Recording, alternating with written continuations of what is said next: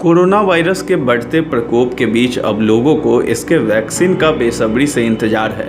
विश्व स्वास्थ्य संगठन यानी WHO के अनुसार पूरी दुनिया में इस समय 21 से ज़्यादा वैक्सीनों का क्लिनिकल ट्रायल चल रहा है। वैक्सीन को विकसित करने की प्रक्रिया में रूस सबसे आगे दिखाई दे रहा है। रिपोर्ट के मुताबिक रूस 2 दिनों बाद यानी कि 12 अगस्त को अपने पहले कोरोना वैक्सीन का पंजीकरण कराएगा। रूसी अधिकारियों और विशेषज्ञों के दावे के मुताबिक ये दुनिया की पहली कोरोना वैक्सीन होगी। रूस में कोरोना वैक्सीन को विकसित करने का काम गमलेया रिसर्च इंस्टीट्यूट की तरफ से किया जा रहा है। ये संस्थान रूस के स्वास्थ्य मंत्रालय के अधीन है।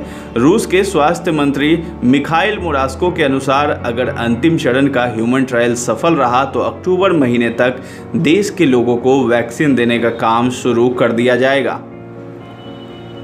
स्पुतनिक न्यूज़ के अनुसार गमलेया नेशनल रिसर्च सेंटर के निदेशक अलेक्जेंडर गिंट्सबर्ग ने कहा कि एडेनो वायरस के आधार पर यह टीका बनाया गया है।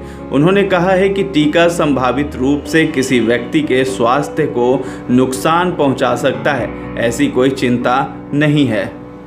उन्होंने कहा है कि ट्रायल के दौरान देखा गया है कि वैक्सीन देने के बाद ऐसे लोगों में कोरोना से लड़ने के लिए रोग प्रतिरोधक क्षमता में वृद्धि हुई है। इससे साबित होता है कि ये वैक्सीन सही दिशा में काम कर रहा है। अलेक्जेंडर गिंट्सबर्ग ने कहा है कि कुछ लोगों को टीका लगाए जाने के बाद स्वाभाविक रूप से बुखार होता है।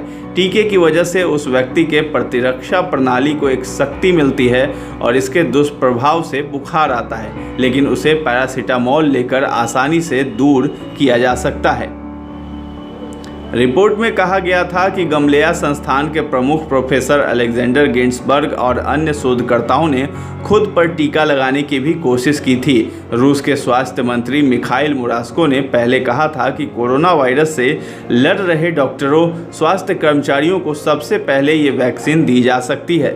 हालांकि अमेरिका और ब्रिटेन जैसे देश रूस के कोरोना वैक्सीन के होने वाले असर को लेकर सवाल उठा रहे हैं। ये सवाल इसलिए उठ रहे हैं क्योंकि रूस ने ट्रायल का साइंटिफिक डेटा रिलीज नहीं किया है।